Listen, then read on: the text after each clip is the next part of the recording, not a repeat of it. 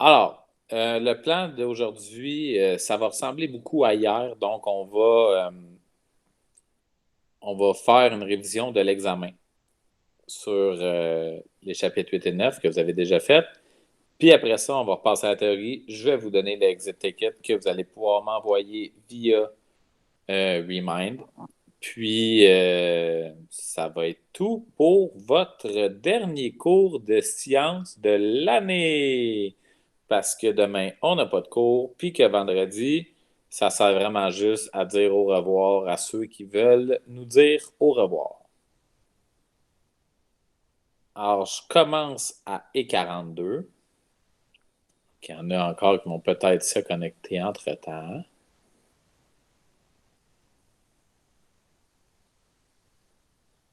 Ça ne sera pas très long.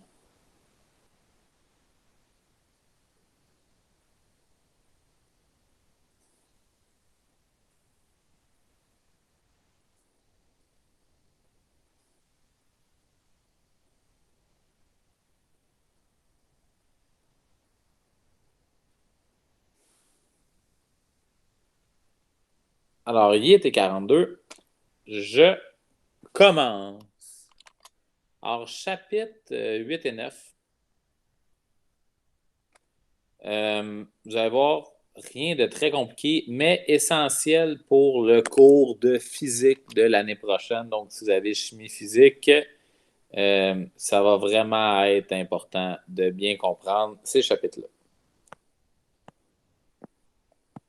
Alors, allons voir le numéro 1. Compare les forces efficaces des situations suivantes en ajoutant les symboles plus petits, plus grands ou égales dans le cercle. Alors, première chose à bien comprendre dans ce genre d'exercice, c'est quoi la force efficace? Je vous rappelle que la force efficace, c'est la même chose que la force parallèle au mouvement. Donc, dans ce cas-ci, dans le A, on peut savoir que le mouvement, il va être dans ce sens-là. La force parallèle au mouvement, c'est important de savoir que c'est pas grave dans quelle direction. Donc, elle pourra être par là ou par là, ça ne change rien. L'important, c'est qu'elle soit dans le même sens que le mouvement. Et le mouvement, lui, est dans cette direction-là. Alors, dans ce cas-ci, la force parallèle au mouvement, première chose que je dois trouver, c'est la valeur de la force gravitationnelle. La force gravitationnelle, c'est égal à la masse fois 9,8 newtons par kilogramme. Donc, dans notre cas, la force gravitationnelle est égale à 10 kg fois 9,8. Donc, ma force gravitationnelle est égale à 98 newtons. Je fais juste un petit peu de ménage.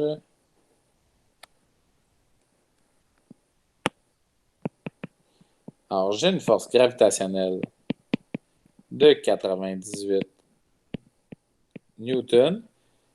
Et je vous rappelle comment placer la force parallèle dans cette situation-là. Vous partez du point de départ de la force gravitationnelle et vous tracez une flèche dans le sens du mouvement, mais vers le qui descend, pas qui monte, évidemment.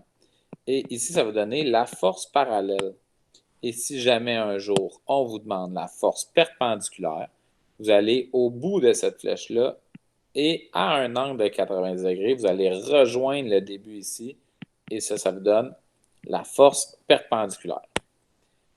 Quand vous avez tracé votre triangle, vous pouvez savoir que cet angle-là ici est égal à l'angle qui est là. Donc, lui aussi vaut, c'est pas pratique jaune, lui aussi vaut 50 degrés. Et je peux donc déterminer que sin de 50 degrés, c'est égal à l'opposé, donc force parallèle, sur l'hypoténuse, force gravitationnelle. Donc, si je veux trouver la force parallèle, force gravitationnelle fois sin de 50 degrés est égal à force parallèle. Donc, dans notre cas, 98 fois sin de 50 degrés. Et ça donne, une petite seconde, 75,07 newtons. Ma force parallèle ici, 75,07 newtons. Même concept là. J'ai ma force gravitationnelle comme ça. J'ai ma force parallèle ici. Et j'ai ma force perpendiculaire qui est là. Si je veux trouver ma force gravitationnelle, c'est égal à la masse fois l'accélération.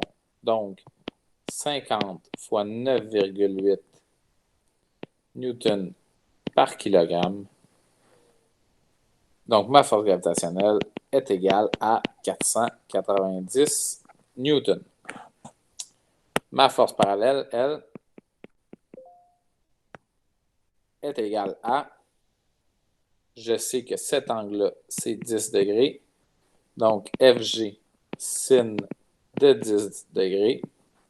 Donc, ma force parallèle est égale à 490 sin de 10 et donc égale à 85,09 newtons.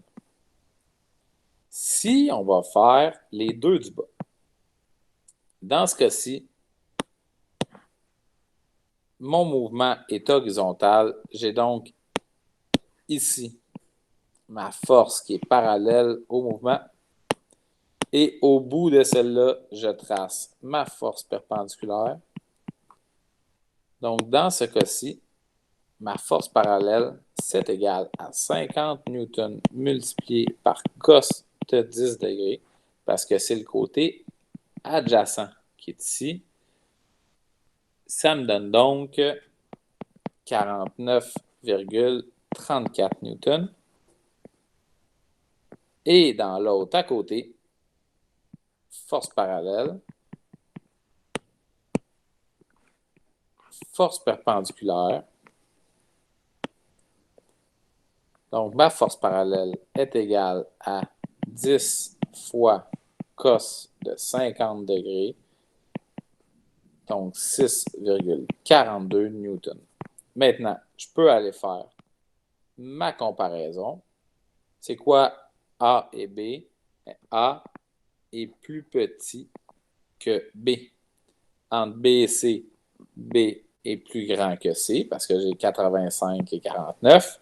Et entre C et D, C est plus grand que D.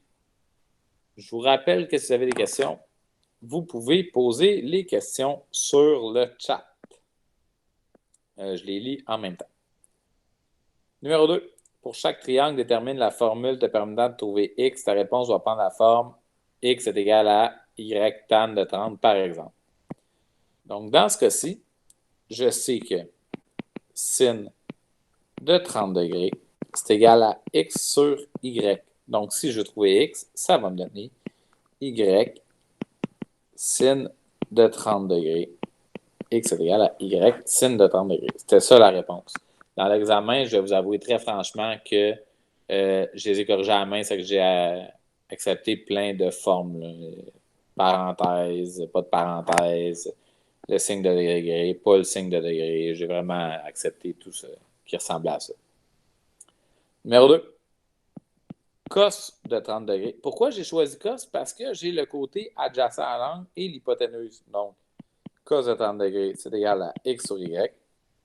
Si je veux trouver x, ça me donne y cos de 30 degrés est égal à x, ou x est égal à y cos de 30 degrés.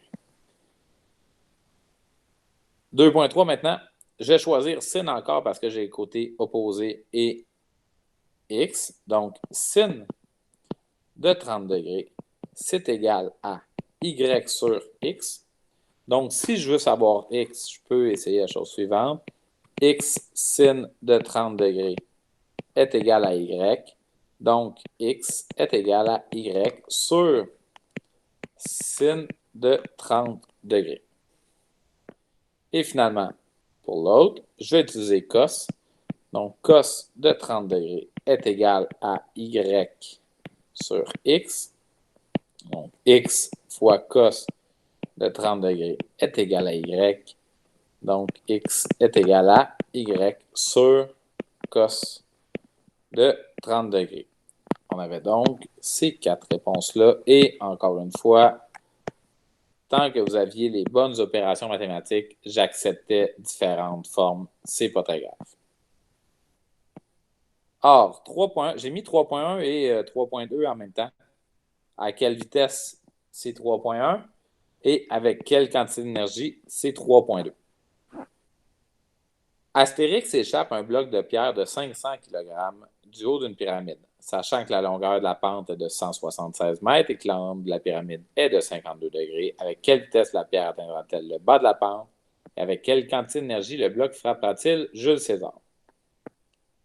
Alors, première chose à faire ici, j'ai un objet qui descend à une pente. Je peux donc déterminer FG. J'ai fait en rouge, j'ai les autres fois. FG, je peux déterminer la force parallèle et éventuellement, et ça on va le faire en physique, l'année prochaine, je vais pouvoir déterminer la force perpendiculaire. Donc si je veux trouver FG, FG c'est égal à masse fois 9,8 newton par kilogramme. Donc dans notre cas, 500 kg, il est écrit dans le problème, fois 9,8 newton par kilogramme. Donc 4900 newton. Ma force parallèle maintenant, ma force parallèle, c'est égal à FG fois sin de 52 degrés.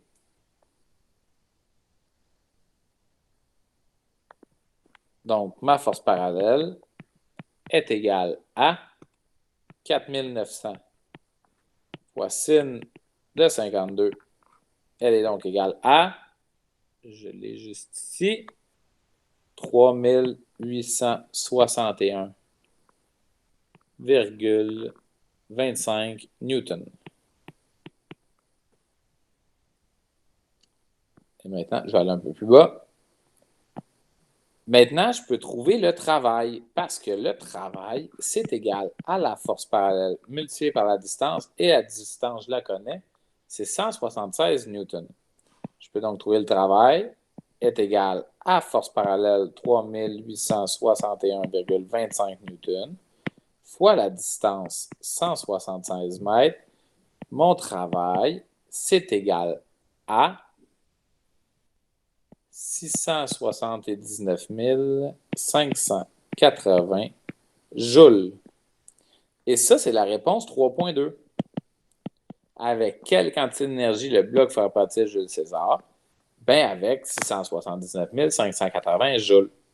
C'est la quantité d'énergie qui est dépensée pour que le bloc passe de là à là. Alors, 3.1 maintenant, avec quelle vitesse? Bien, le travail, il sert à quoi? Il sert à transformer de l'énergie potentielle en énergie cinétique. Ça veut donc dire qu'à la fin, j'ai une énergie cinétique qui est égale à 679 580 joules. Je peux donc déterminer que l'énergie cinétique est égale à 1 demi mv carré. Donc, mon énergie cinétique est égale à 1 demi fois 500 kg fois V au carré. Et je peux trouver que V est égal à 52 mètres par seconde. Ce qui est important de savoir ici, c'est vraiment que le travail, ça sert à transformer une forme d'énergie en une autre. Problème numéro 4.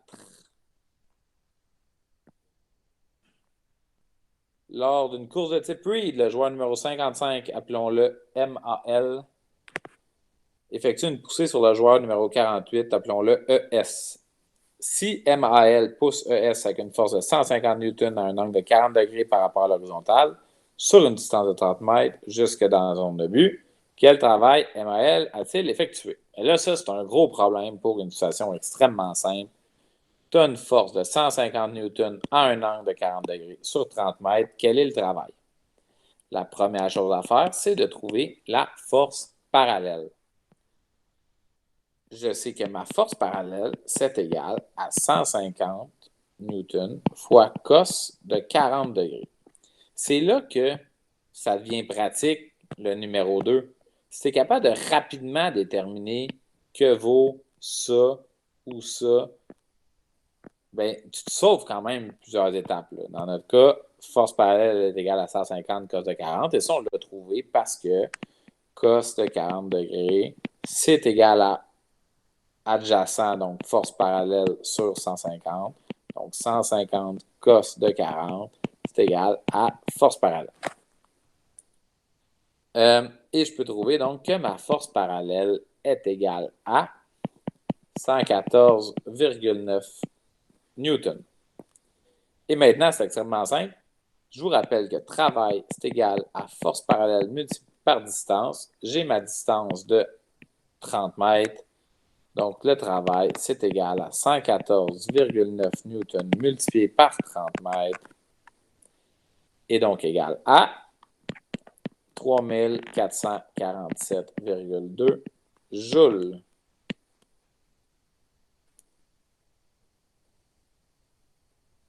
Et finalement, le numéro 5. Vendredi passé, pour célébrer le déconfinement partiel, je suis allé faire de l'escalade seul. Vous avez vu? J'ai même mis une cravate. Sachant que j'ai effectué un travail de 999 288 joules pour grimper cette montagne par le côté gauche et que j'ai une masse de 85 kg, quelle est la hauteur de la montagne? Alors, première chose à faire, je peux trouver la force gravitationnelle. Je peux trouver la force gravitationnelle, ce qui va me permettre de trouver la force parallèle.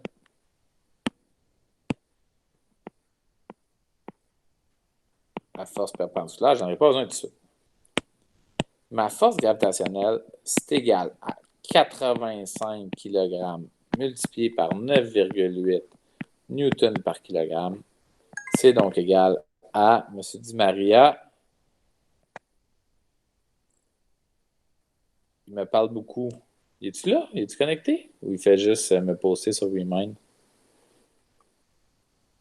Il fait juste me poster sur Remind. Ça égale donc 833 newtons. Je sais que le travail que j'ai effectué est égal à la force parallèle multipliée par la distance. Donc,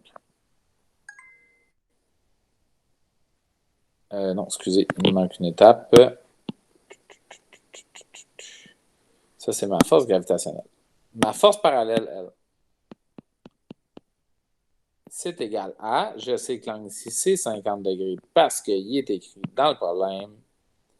Ma force parallèle, c'est égal à 833 newtons multiplié par sin de 50 degrés.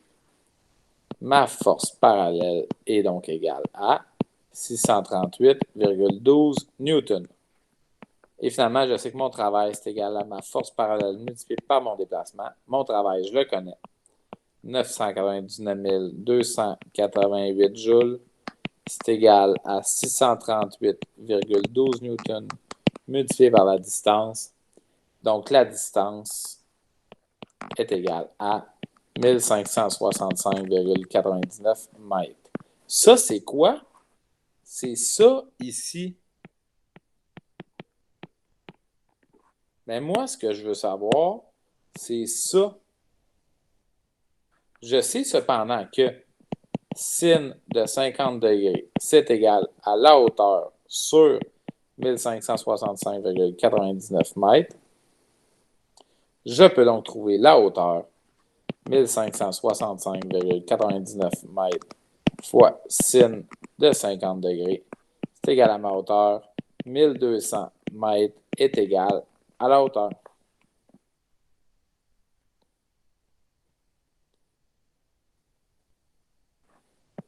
Alors, quelques petits rappels théoriques.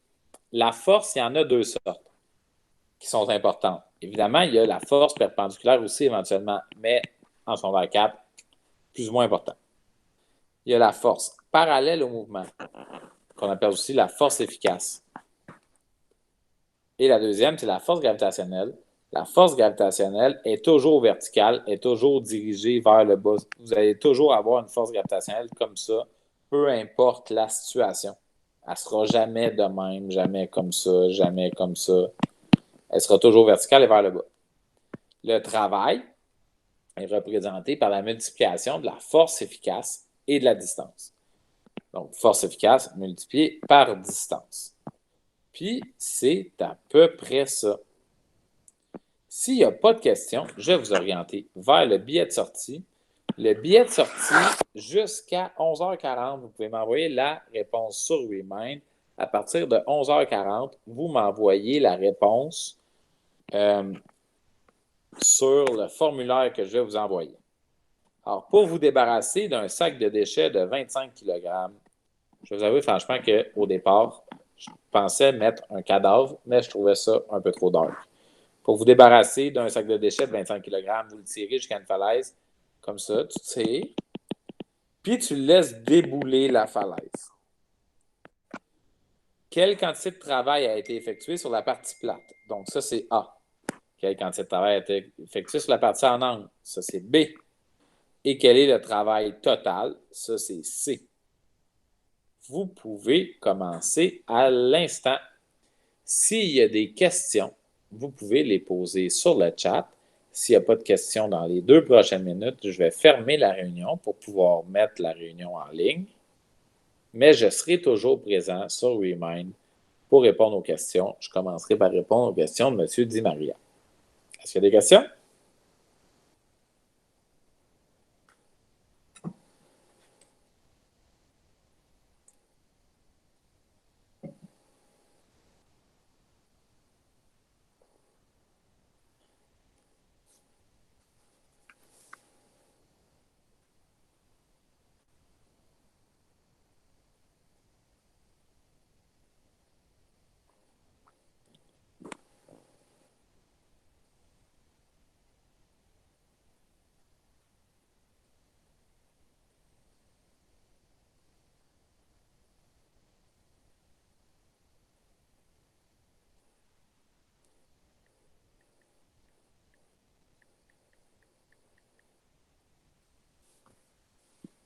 S'il n'y a pas de questions, je fermerai l'enregistrement.